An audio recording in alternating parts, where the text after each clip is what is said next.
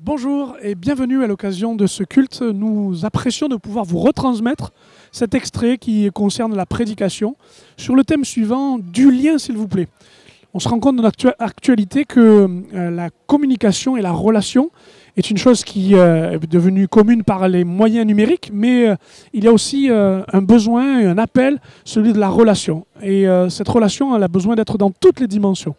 Si vous êtes intéressé par cela et si vous avez soif de savoir ce que Dieu veut dans votre vie, je vous invite à prendre connaissance de ce message et pourquoi pas, à une occasion, bien de nous rejoindre, à l'occasion d'un culte, et vous verrez toute la dimension de ce que l'on peut vivre avec Dieu.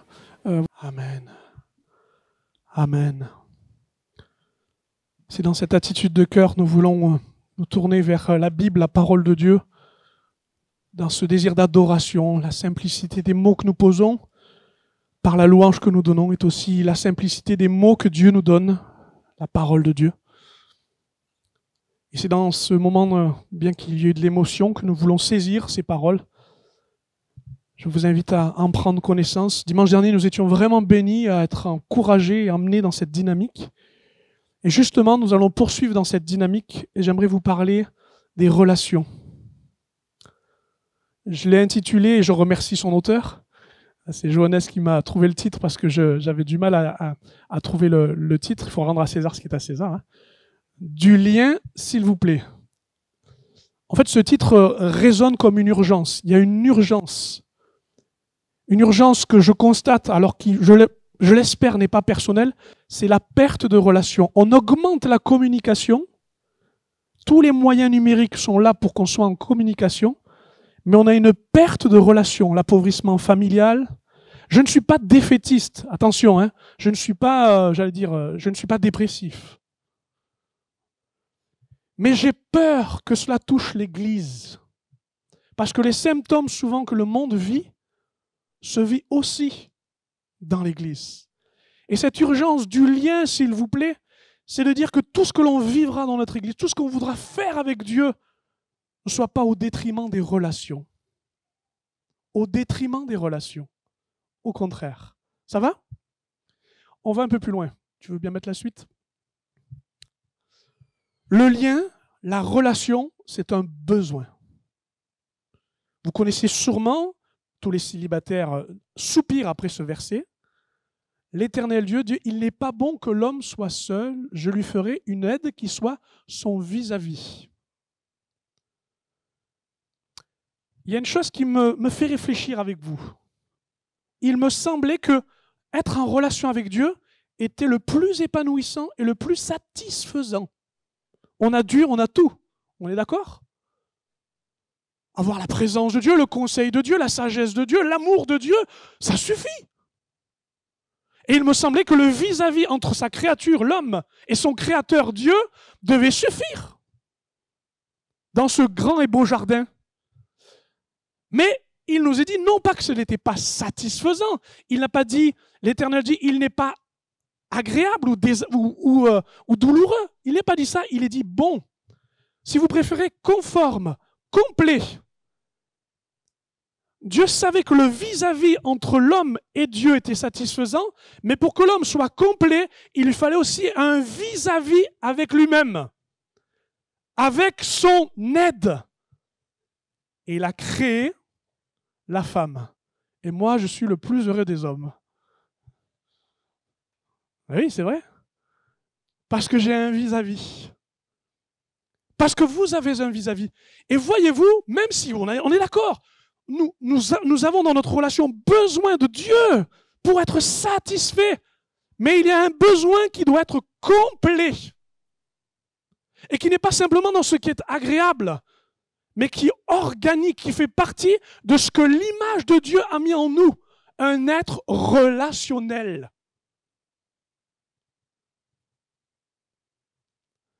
C'est beau de voir que dès l'origine, ce que Dieu avait prévu, c'est d'avoir une relation, un vis-à-vis, mais aussi de mettre l'homme en vis-à-vis, en relation. Et là, c'est parfait. Là, c'est complet.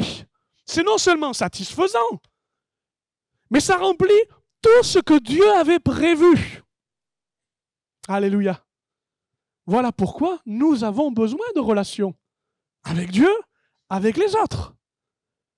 Voilà pourquoi je dis il est urgent que dans notre vie, mais aussi dans notre Église, tout comme dans notre existence, le lien existe. Vas-y, va plus loin. Vous allez me dire, ouais, ça c'est très bien, c'est bon, j'ai compris que c'était essentiel, mais j'ai remarqué aussi que les relations étaient compliquées. J'ai d'ailleurs remarqué que quand l'homme chute et qu'il perd sa position d'être privilégié de vis-à-vis avec Dieu, ce qu'il perd, c'est bien évidemment le jardin, bien évidemment, il va rencontrer la mort. Tout ça, on sait que les désagréments et le salaire à payer concernant le péché coûtent cher, puisqu'il nous est dit que bien tout ça disparaît. Et j'ai remarqué aussi que ce qui va coûter le plus cher, c'est la séparation d'avec Dieu. Et cette séparation avec Dieu va créer aussi toutes les complications et les dommages de la relation avec tous les vis-à-vis. La nature, ça se dégrade et maintenant on nous parle d'écologie, mais aussi entre nous. La dispute dans le jardin de la responsabilité, c'est toi qui as mangé le fruit, non, c'est toi qui me l'as donné. Mais aussi une génération ensuite, Caïn qui porte envie à Abel, et c'est déjà la rivalité et le meurtre.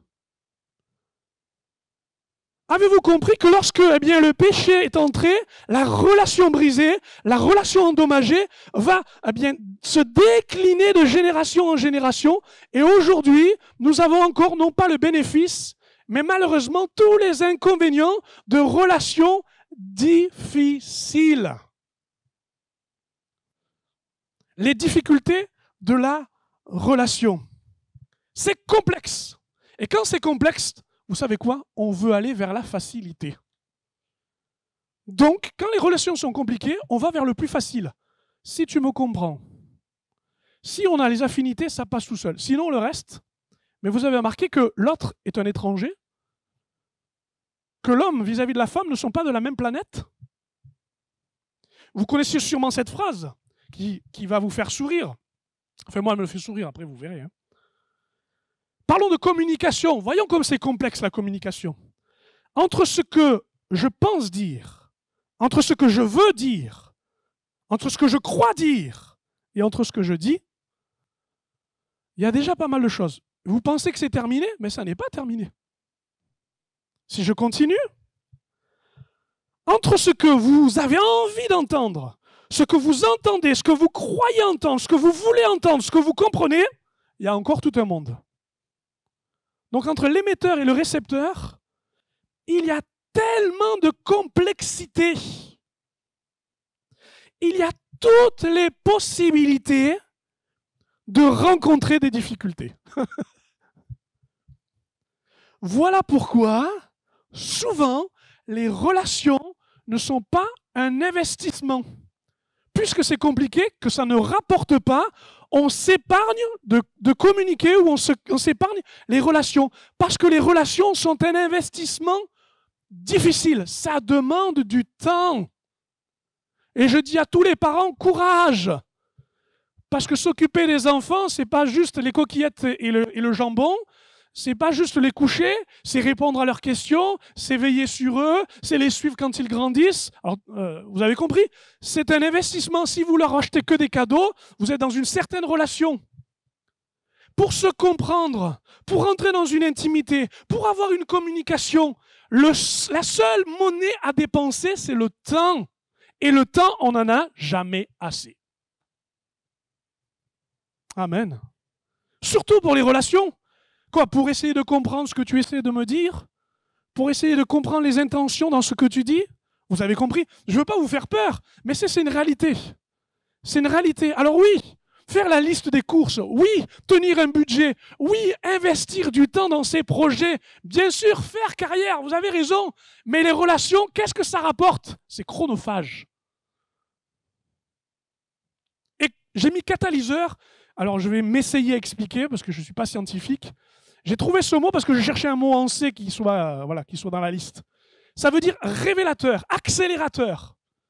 C'est-à-dire un produit qui, quand on l'associe en chimie, accélère le processus et est révélateur. du procédé chimique. Et vous avez remarqué que les relations ont tendance à nous révéler tels que nous sommes? Ah mais oui, oui. Moi, je viens en collectivité avec vous, vous allez me dire « Ah, il est comme ça, lui !» C'est révélateur de prendre du temps ensemble. On découvre le caractère, les habitudes, l'histoire de la personne. Voilà pourquoi souvent on dit à l'église, mais souvent vous nous demandez du temps parce qu'on a besoin d'être en relation. Et pas juste dans l'exécution, mais dans la relation. Si je veux t'aimer, j'ai besoin d'être avec toi. Et vice-versa. C'est catalyseur. C'est pour ça que les relations, c'est compliqué. Parce que plus on a une relation, plus on peut avoir des problèmes. Et on ne veut pas de problème. Je ne viens pas à l'église pour avoir des problèmes. Je ne vais pas au boulot pour avoir des problèmes. Eh bien, vous savez quoi? Bienvenue chez les gens qui ont des problèmes. Parce qu'on est en relation. Parce que le problème, ce n'est pas les relations. C'est notre communication, c'est notre caractère, c'est nos différences. Ça va? Vous me suivez toujours? Là, j'ai planté le décor. Hein. Tenez, accrochez-vous. Tout ça pour vous dire qu'on est devant parfois des grands défis, des choses. Qu'est-ce qu'on fait? On gère comme on peut. J'aimerais vraiment vous encourager et à découvrir ceci. L'Église est au cœur des relations. Pas parce qu'elle remplace ce que vous devez faire, mais elle est au cœur des relations. Le verset que je lis avec vous nous dit ceci. En Acte 9, verset 31. Début de l'Église, commencement de l'Église, développement de son Église. Elle est toute neuve. Et on nous dit, elle était en paix. Dans toute la Judée, la Galilée, la Samarie, ce sont les différentes contrées où l'Église commence à se développer. Elle s'édifiait. Ça veut dire qu'elle se construisait. Elle marchait dans la crainte et elle s'accroissait par l'assistance du Saint-Esprit. Je vois ici, dans ce verset, le cœur de l'Église, c'est les relations parce que, j'y vois, l'intérieur, elle est en paix, la relation avec soi qui établit la paix avec les autres. Je vois en deux, la relation verticale, on construit pour aller vers le haut, eh bien représenter, vivre les valeurs du royaume de Dieu, elle s'édifiait et elle s'accroissait. Je vois la relation qui s'élargit et qui va vers les autres. À l'intérieur, verticale et horizontale. Ce qu'il ne faut pas faire pour attirer votre attention. L'Église est au cœur. Elle a la complexité, elle a le privilège de mettre tout son temps et son énergie. Elle a la joie de pouvoir se dire, le Saint-Esprit et nos efforts communs, notre amour commun, et le fait de recommencer va révéler ce que nous sommes dans la relation. Waouh! On continue. En fait, la clé de voûte, le grand chapitre de l'Église, là où tout se construit pour moi, même ce qui a permis que la Bible soit inspirée et qu'elle puisse nous apporter quelque chose dans son message, s'il fallait effectivement mettre un grand intitulé, Jésus lui-même a dû le dire à ceux qui l'interrogeaient pour essayer de le coincer. C'est pas fait coincer dans la relation. Il a répondu juste, il a dit ceci, tu aimeras le Seigneur ton Dieu de tout ton cœur, de toute ton âme et de toute ta pensée. Ça c'est le premier, le plus grand commandement, le grand chapitre qui récapitule tout. Mais voilà qu'il a mis dans ce chapitre, non pas un petit A, un petit B, il a mis dans le même chapitre, tu aimeras ton prochain comme toi-même. Ces deux commandements dépendent toute la loi et les prophètes. Tout est résumé là. Et vous savez quoi? Toute l'Église est résumée dans cette obéissance verticale, horizontale et centrale. Ou si vous préférez, intérieure. Parce que quand centrale, c'est Jésus qui est au centre. Intérieur. Et que tout le travail que nous faisons va dans ces trois directions. Parce que nous obéissons à un seul commandement résumé en deux parties, comme la Bible est faite de deux parties, parce que tout simplement, Dieu a voulu accomplir tout ce qui était possible avec sa parole pour que nous soyons en relation avec Dieu, en relation avec les autres et en relation avec nous-mêmes. Amen. C'est possible. C'est réalisable. Ça se vit. Ça se vit avec tout ce qu'on peut connaître, mais ça se vit. Parce que c'est un commandement, c'est un ordre. Et cet ordre-là revient créer ce qui a été détruit. Reprend et redonne l'avantage sur ce qui a été perdu. Je vis avec la puissance de ce commandement.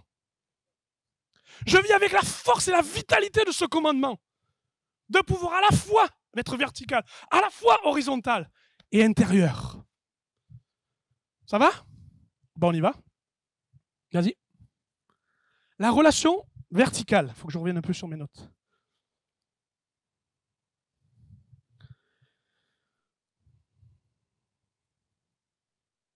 Jésus sauve l'âme. Mais aussi, il sauve la relation que vous avez avec Dieu. Il nous dit qu'il a été l'initiateur, l'inaugurateur de la voie qui nous conduit à Dieu, le Père. Il va payer à la croix pour nous permettre de renouer avec lui. Et c'est d'en haut, vers le bas, que le Seigneur a prévu une relation avec vous. Et pas l'effort d'en bas d'essayer de monter jusqu'en haut. C'est primordial de l'entendre. C'est nécessaire. L'Église montre la croix et la croix montre le ciel.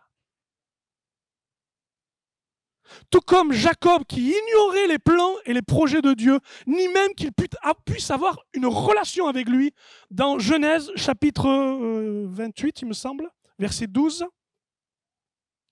C'est ça. Il nous est dit que dans son sommeil, une échelle s'est présentée dans son songe et que là, des anges montaient et descendaient. Une vision particulière qui lui permit de dire, ici, à la présence de Dieu, ça va être sa maison. Intéressant, Bethel. La maison de Dieu, là où une échelle est posée pour une relation verticale. C'est donc au travers, aujourd'hui, de cette échelle que Christ nous est représenté.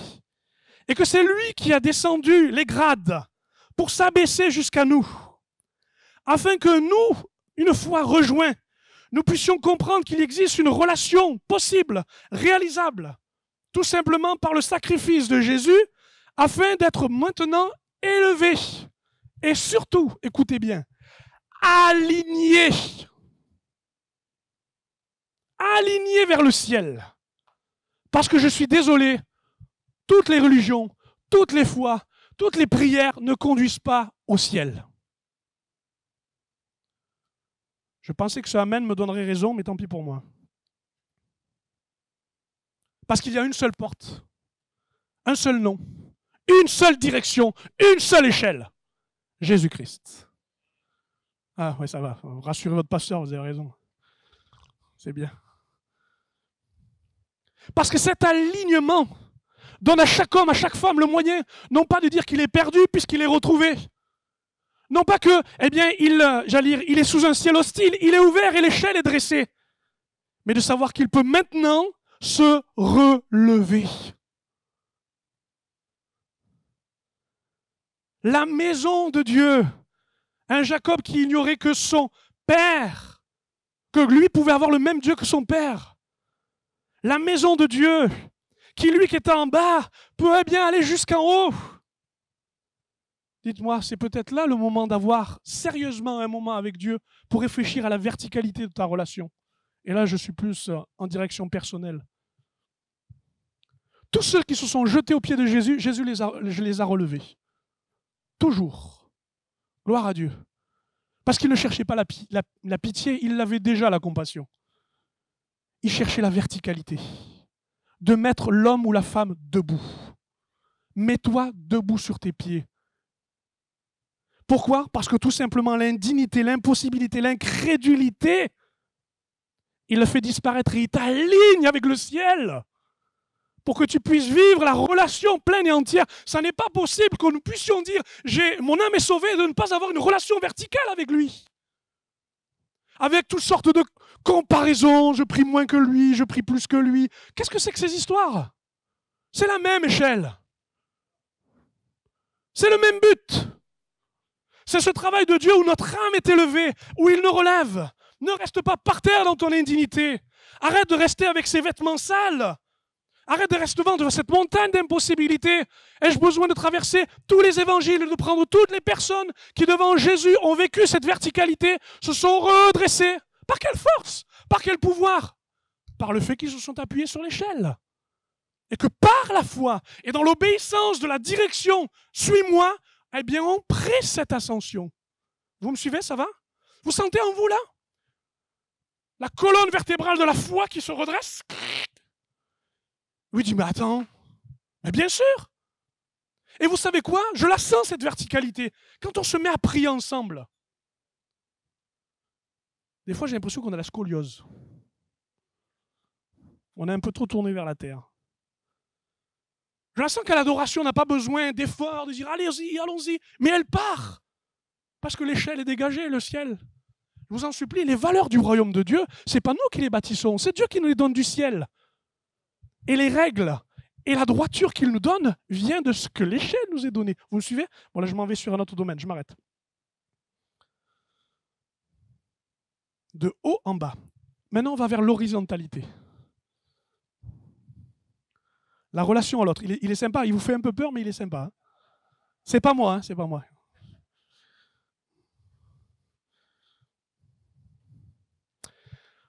Je disais, l'Église montre la croix montre le ciel.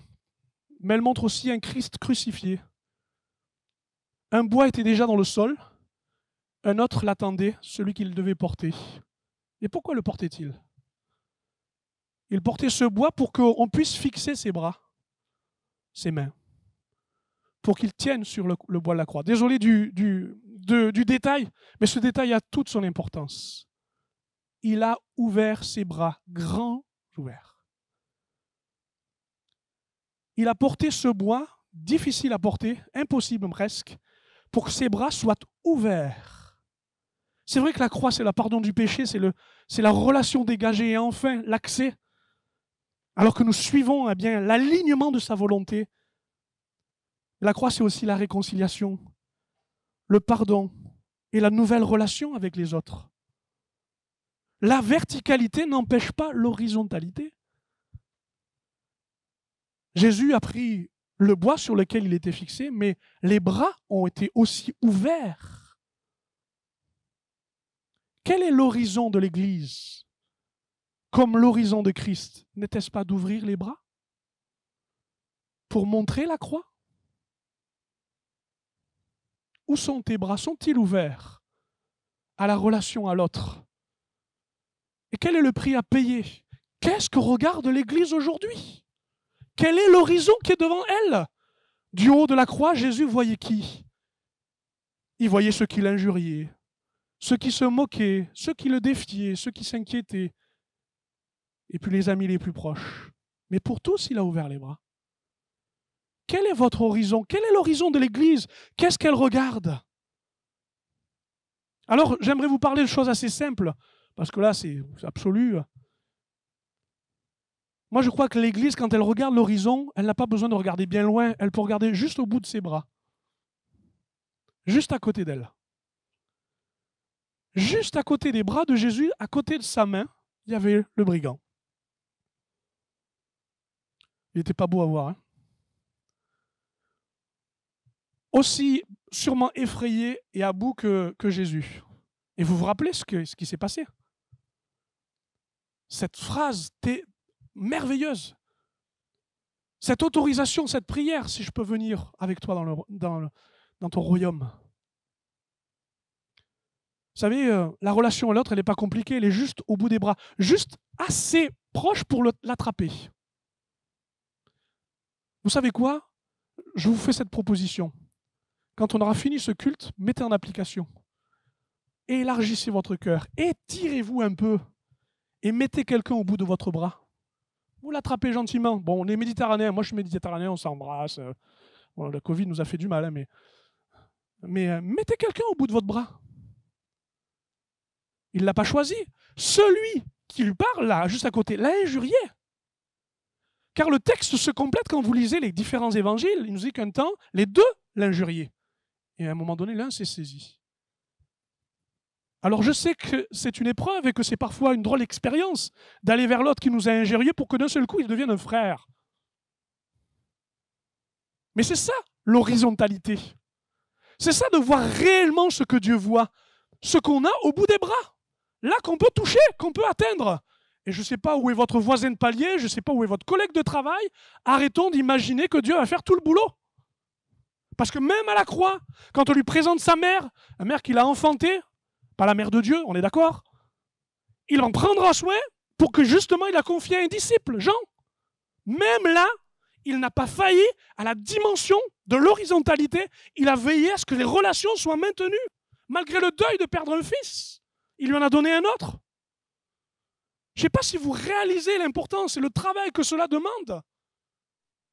Mais c'est merveilleux quand l'Église regarde l'horizon et quand elle se dit déjà ce que j'ai au bout de la main, je peux le toucher. Alléluia. Mais la Bible nous dit aussi qu'il y a les extrémités. Quand le Saint-Esprit fait de nous des témoins, il nous dit, vous irez de Jérusalem jusqu'aux extrémités. Mais les extrémités, c'est trop loin. D'ailleurs, un horizon, c'est 2 extrémités. Hein. Une ligne. Eh bien, vous savez quoi? Moi, quand je regarde l'horizon, je peux pas l'atteindre. Je ne peux pas. Ce n'est pas le travail d'un seul homme. Mais si nous nous mettons chacun à comprendre de quelle manière Dieu veut élargir nos relations, comment il veut travailler, alors les uns avec les autres, nous pouvons justement devenir témoins jusqu'aux extrémités. Pourquoi je vous dis ça? Parce que je suis particulièrement touché et travaillé par les textes du livre de Néhémie. Déjà parce que c'est un leader, mais aussi dans la façon dont ils ont travaillé. Ils se sont mis famille par famille sur la muraille et ils ont travaillé aux murailles et aux portes de la ville, dans la reconstruction.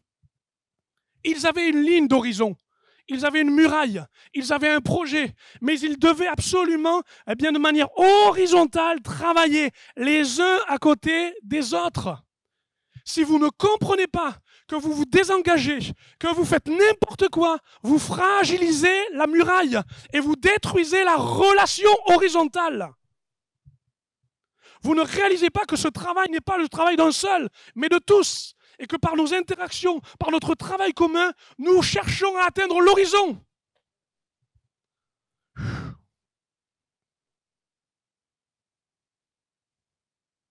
L'horizon, c'est l'appel au voyage.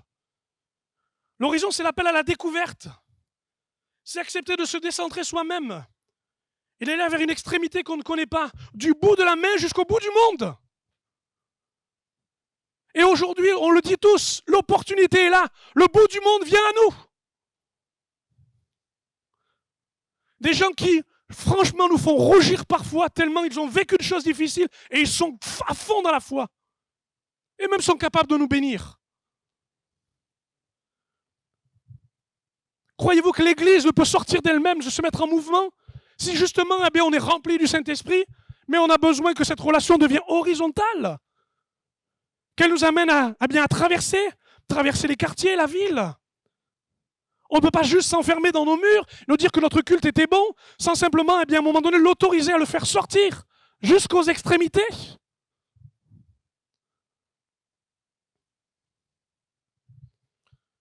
Oui, c'est comme ça qu'un mouvement naît dans nos relations. Quand l'autre compte plus que nous, plus que notre propre confort dans la relation. J'y crois. J'y crois. J'y crois parce que celui qui m'a montré l'exemple est celui qui me donnera aussi le moyen d'aimer. Ainsi, lorsque, par exemple, ce moment de culte, vous enlacez quelqu'un, lorsque vous parlez, que vous vous souciez d'eux, que vous le rappelez, vous faites mieux que Facebook, mieux que Internet. Vous faites de la relation. Bien que ce soit de la communication, tout ça, qu'on en ait besoin. Je termine enfin avec la relation intérieure. Au centre de la croix, c'est là où je suis appelé.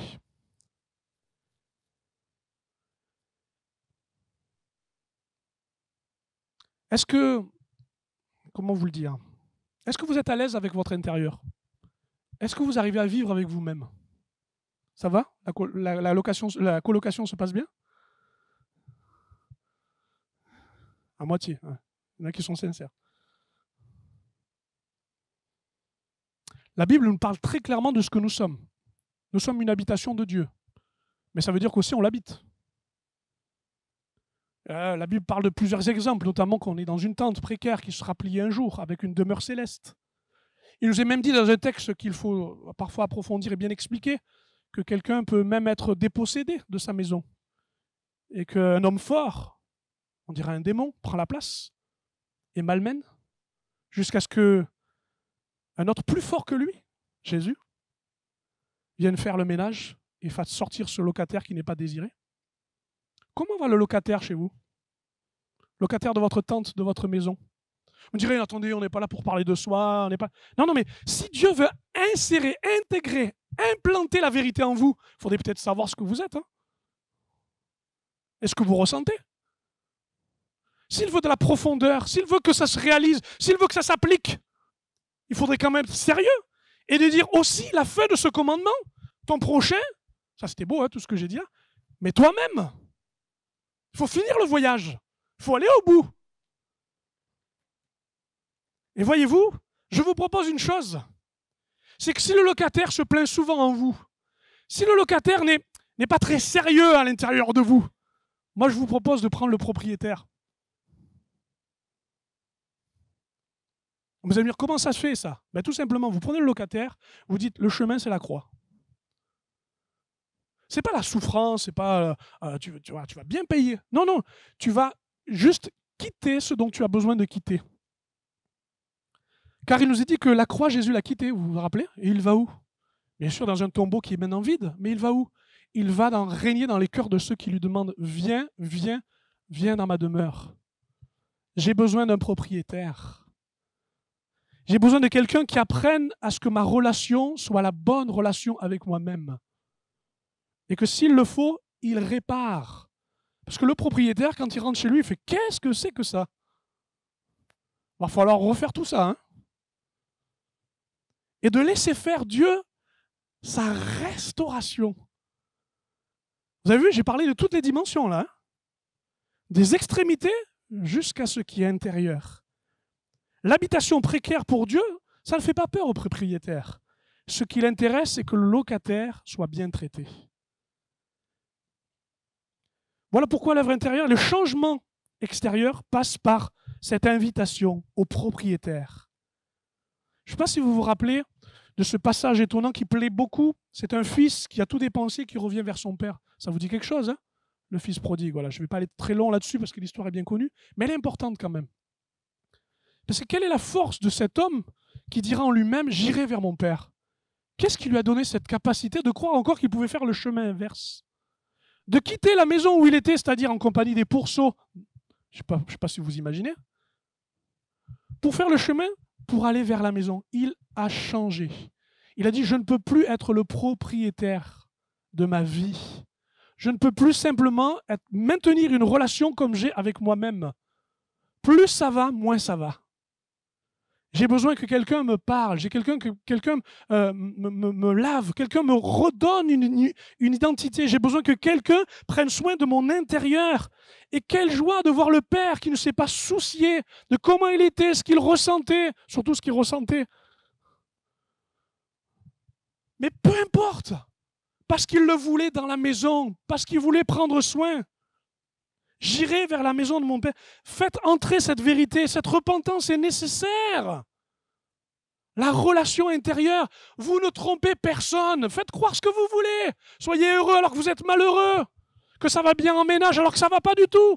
Faites comme vous voulez. La vérité, c'est la vérité. Elle est intérieure.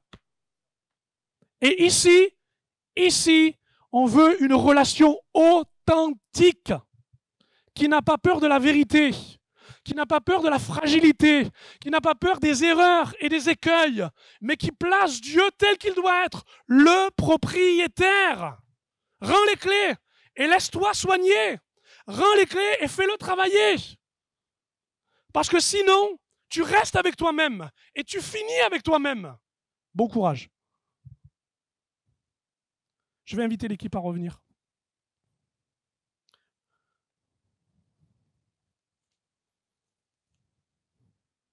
Je terminerai en vous disant que les relations sont vivantes. Et elles sont vivantes parce qu'elles peuvent mourir et elles peuvent vivre. C'est vrai ou pas? Ce qui veut dire que tout est possible. Tout est possible. Ce qui est mort peut revivre. Et ce qui est vivant mais qui n'est pas en bonne santé peut mourir. Ça peut changer.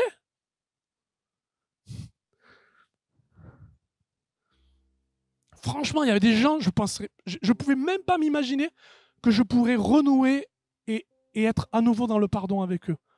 Mais Dieu est vivant et les relations sont vivantes et il a restauré. Il ne faut pas qu'on fasse une chose ensemble, on se lève à notre place.